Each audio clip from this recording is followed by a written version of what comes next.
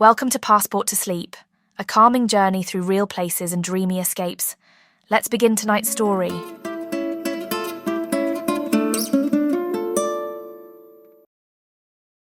We arrive just after midday, as the sun leans overhead and the breeze smells of salt and something green. Maybe eucalyptus, maybe tea tree, maybe just the coast itself. Byron Bay doesn't announce itself. It hums, low and slow, like something alive beneath the surface, like it's been waiting but never impatient. The road curves gently toward the sea, and the houses grow farther apart. Palm fronds lift lazily above garden walls. Surfboards lean beside mailboxes. And then the town opens around us, bright and unbothered. There are people barefoot in the shops, dogs lying in doorways, music drifting from open windows like it's always been playing. We check in at 28 degrees Byron Bay, a small quiet place tucked behind a white fence and flowering hedges. It feels more like a home than a hotel. Weathered wood, rattan chairs, soft fabrics in colours that match sand and sea foam. Our room opens to a private garden with a small plunge pool, still and reflecting the leaves overhead. There's a glass carafe of filtered water on the table, a bowl of fresh limes. We drop our bags without a sound and step outside to breathe. It's warm but not heavy, the kind of warmth that holds you instead of pushing. We walk into town not far, following the curved sidewalk beneath high fig trees and timber verandas. There's no plan, just the quiet joy of arrival. Our first stop is the general store, a cafe tucked into a 1940s corner building with peeling white paint and soft reggae on the speakers. We sit at a low table near the window. The staff moves slowly, easily. We order avocado toast on dark rye, drizzled with lemon oil, and a chilled coconut water still in its shell. A toddler with beach-tangled hair toddles past our table barefoot, clutching a purple smoothie and smiling at no one in particular. After lunch, we drift through the centre of Byron. The streets are lined with little shops, linen, ceramics, used books, handmade jewellery strung with shells and soft-coloured stones. We stop for a while at a shop called Hope and May, its doorway shaded by flowering vines. Inside, the scent of sandalwood drifts through the air, and the walls are lined with textiles that feel like they belong to the wind.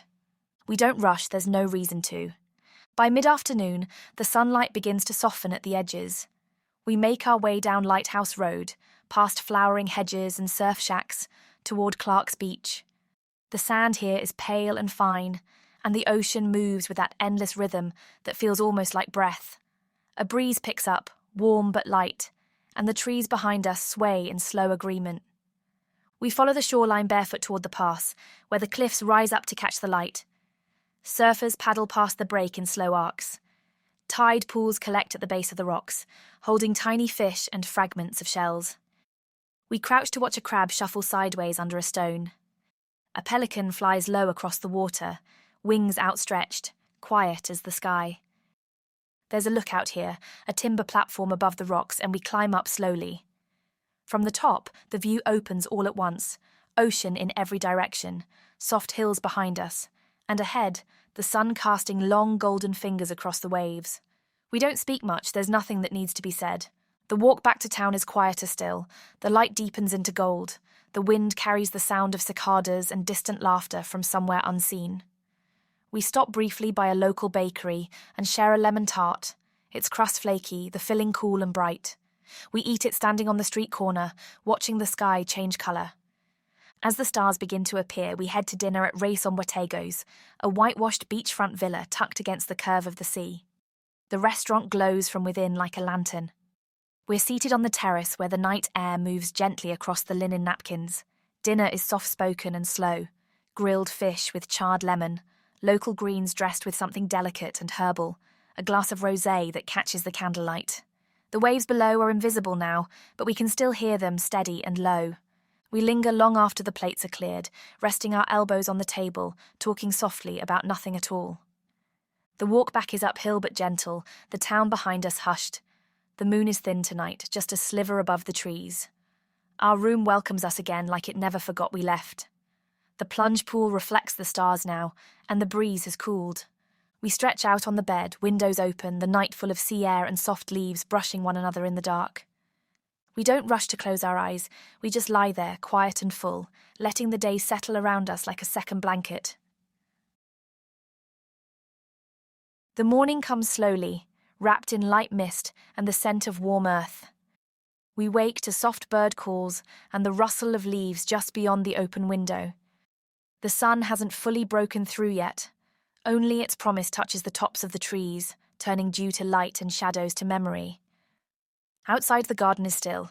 A gecko clings to the pale wall near the door. The plunge pool ripples once in the breeze and then stills again.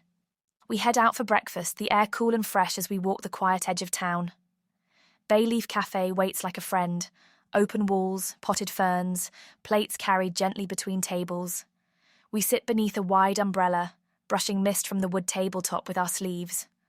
Our coffee arrives first, strong and warm and laced with something floral.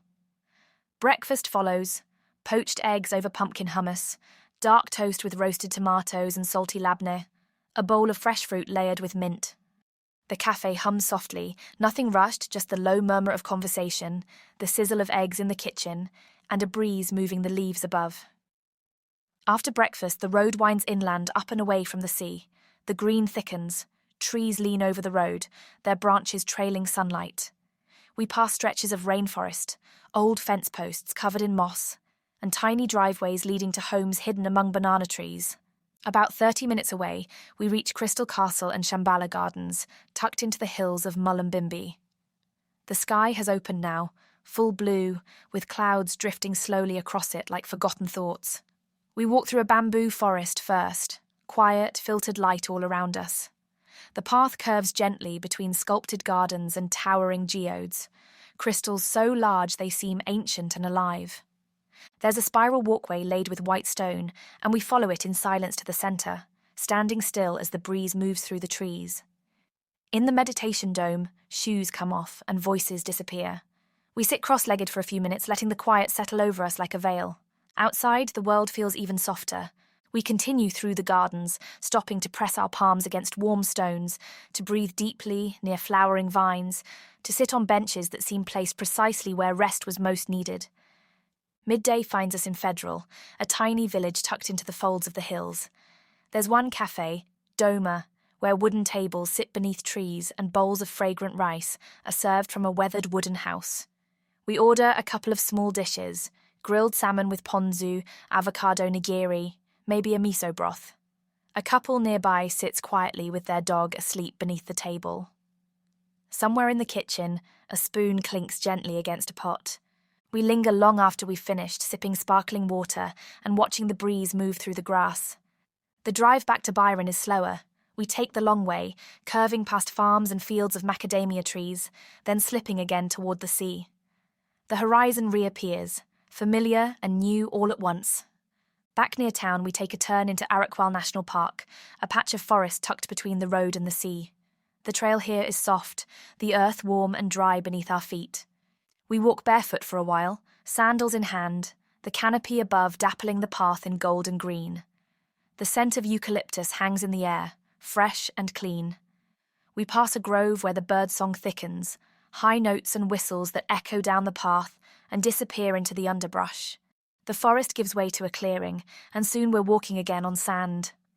In the late afternoon, we begin the climb toward Cape Byron Lighthouse, the easternmost point of the continent. The trail winds up slowly, always offering glimpses of sea through breaks in the trees. We stop often, sometimes for the view, sometimes for the silence. As we near the top, the lighthouse appears, standing bright and still against the sky. The view from the top is vast. The ocean stretches endlessly, bluer than before, with clouds stretched thin over the horizon. A few whales breach far off, their spouts catching the light before fading into mist. We sit on a low wall, elbows resting on knees, and let the breeze run through our sleeves. The light turns gold around us. Below, the cliffs fall steeply into the sea. We walk down slowly, the sun behind us now, casting our shadows long on the trail. Dinner is at Barrio, a warm and quiet place hidden in the industrial estate, though once we step inside, it feels nothing like its surroundings. Wood fire glows behind the counter. The walls are bare and beautiful. The tables are set with linen and stoneware. We order something simple and smoky. Roasted carrots with labneh and dukkha, slow-cooked lamb with green sauce, house-made sourdough still warm from the oven. The music is low, the candles are small. It's not a restaurant built for spectacle. It's a place made for slowing down. When we leave, the stars are already above us. The road back is quiet, lit by the occasional window, the rustle of trees, the hush of the far-off sea. Back at the hotel, we pass through the garden and into our room, the door clicking softly behind us.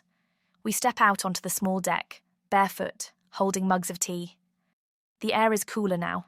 The sky is full of stars. In the distance, the sea breathes steadily in the dark. We say little. The day has spoken enough. We wake early, or maybe just rise slowly, letting the light find us first. Through the curtains, the day begins in layers, soft pinks and quiet golds unfolding above the treetops. Somewhere in the distance, the ocean moves, steady and hushed. The breeze carries the scent of damp grass and sun-warmed stone. It feels like the kind of morning that doesn't need anything added to it. Outside, the garden is peaceful. The plunge pool still holds the reflection of the sky. The chairs are dewed over and untouched. There's a calm here that feels like it belongs to the land more than the hour. We drive just a short stretch to Folk, a cafe tucked into the fringe of town where time moves at half speed. It's all soft wood and leafy corners, with sunlight falling through eucalyptus branches and landing gently across the tables. We order simply poached eggs with herbed greens, or sourdough with almond butter and stewed berries. There's a mug of chai, warm and spiced, and a smoothie the colour of spring leaves. The music hums quietly, nothing intrusive, just background softness. We sit outside under a wide canvas umbrella, watching a butterfly drift across the fence line. The food arrives, and we don't rush. Every bite is warm and grounding. Every breath feels longer here.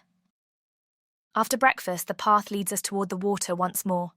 The sea is calm this morning, glassy and open beneath a sky streaked with high clouds. We join a small group launching from the edge of Go See Kayak, where brightly coloured boats wait in the sand. We paddle gently beyond the shoreline, where the land falls away and the sea holds us like breath. The horizon is pale, the cliffs behind us now softened by distance. A pod of dolphins surfaces nearby, rising in slow arcs and vanishing again just beneath the surface.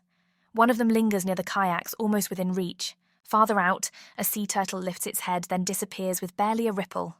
We float for a while, paddles resting on the boats, rocking gently in the wide stillness.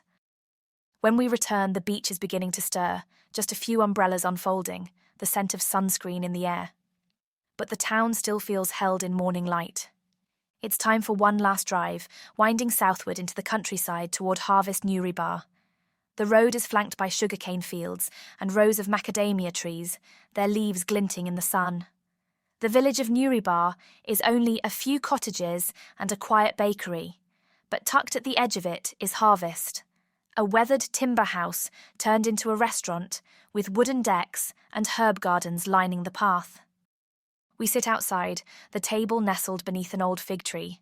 Lunch is local and slow, grilled halloumi with pickled vegetables, fresh greens, crusty bread with whipped butter, and slices of citrus that taste like sunshine. The staff move at a graceful pace. There's nothing hurried about the place, only intention. We take a short walk afterward through the garden, past a tiny provision store, and along a fence where the trees grow low and wild. The breeze has shifted. It smells like rain in the distance, though no clouds have come. Driving back, the hills open around us again. The horizon feels endless. We say little. There's a comfort in the quiet now, a fullness to the stillness. It doesn't feel like the end of something, just a pause, a place remembered in the body more than the mind.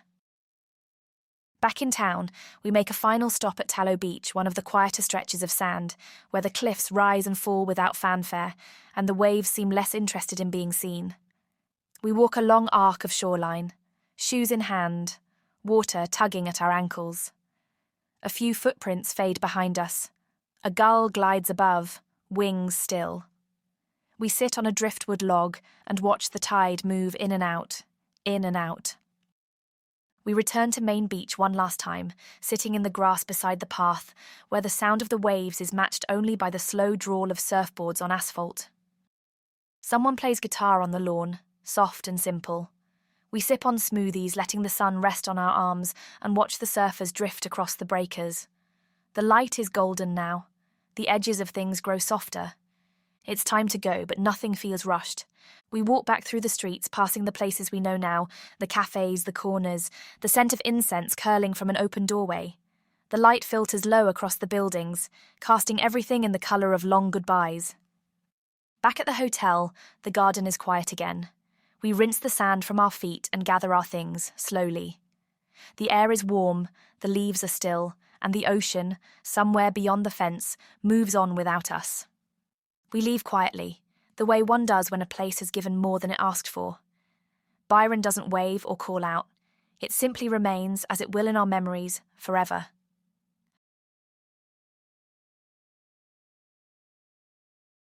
We hope you enjoyed this journey. Please follow us for more destinations, and don't forget to leave a review.